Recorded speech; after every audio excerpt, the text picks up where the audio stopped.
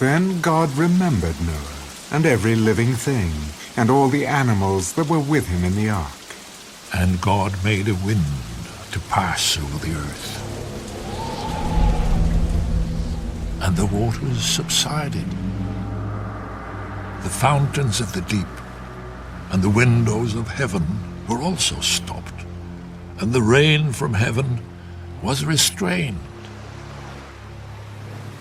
And the waters receded continually from the earth. At the end of the 150 days, the waters decreased. Then the ark rested in the 7th month, the 17th day of the month, on the mountains of Ararat. And the waters decreased continually until the 10th month. In the 10th month, on the 1st day of the month, the tops of the mountains were seen. So it came to pass, at the end of 40 days, that Noah opened the window of the ark which he had made.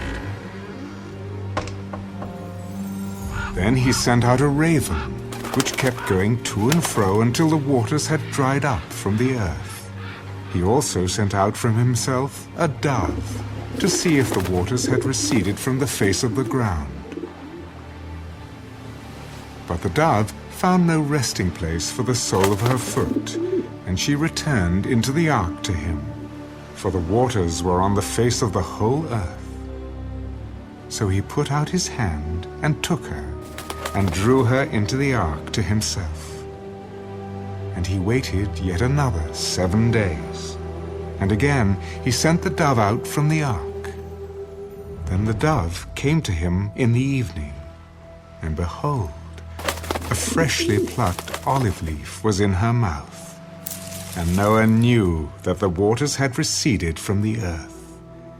So he waited yet another 7 days, and sent out the dove, which did not return again to him any more. And it came to pass in the 601st year, in the 1st month, the 1st day of the month, that the waters were dried up from the earth.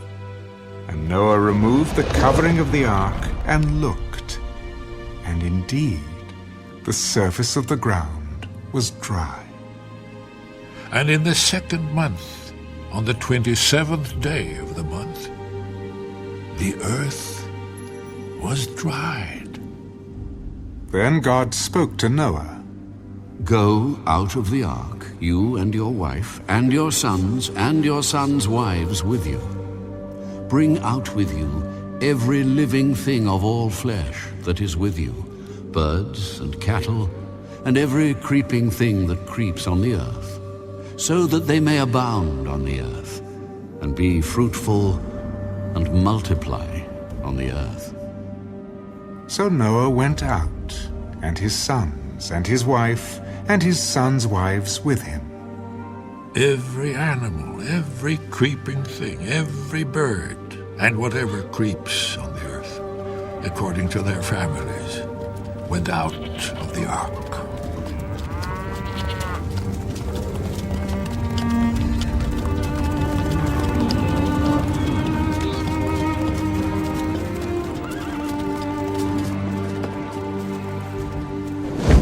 Then Noah built an altar to the Lord, and took of every clean animal and of every clean bird, and offered burnt offerings on the altar. And the Lord smelled a soothing aroma. Then the Lord said in his heart, I will never again curse the ground for man's sake, although the imagination of man's heart is evil from his youth. Nor will I again destroy every living thing, as I have done.